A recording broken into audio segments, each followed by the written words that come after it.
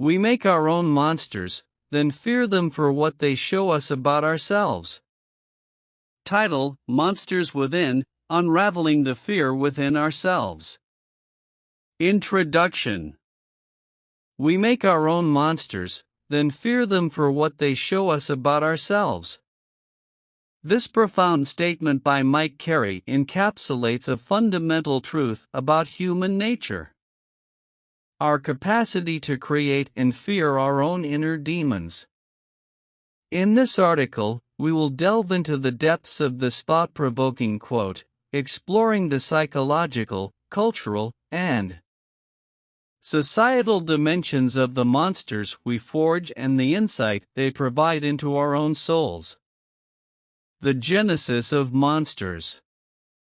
Monsters are not merely creatures of folklore or the stuff of horror movies.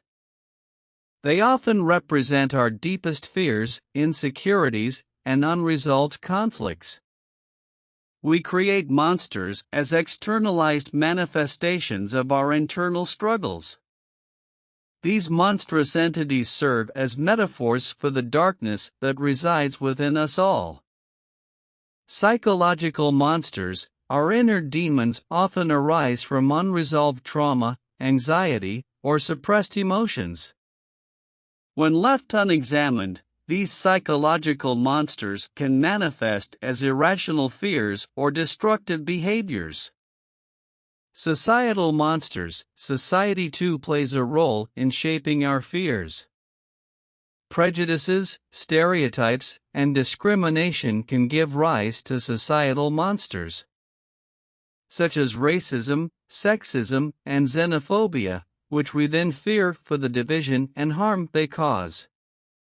Cultural monsters. Throughout history, cultures have crafted myths and legends about monsters that represent societal anxieties and values. For example, the myth of the vampire may reflect our unease with immortality and our struggle with the temptation of eternal life. Facing our inner demons. Understanding that we create our own monsters is the first step toward self-awareness and personal growth. By acknowledging our fears and insecurities, we can confront them, learn from them, and ultimately transcend them. Self-reflection. Take time for introspection and identify the monsters you've created in your own life.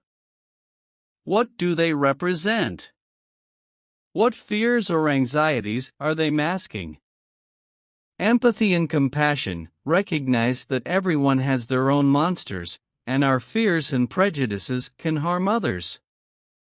Cultivate empathy and compassion to bridge divides and foster understanding. Artistic expression. Creativity often provides an outlet for exploring our inner monsters. Many artists, writers, and filmmakers use their work to examine and exorcise personal demons, inviting audiences to do the same.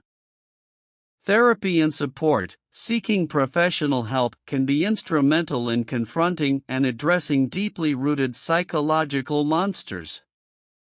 Therapists and counselors can provide guidance and tools for self-discovery and healing. Conclusion.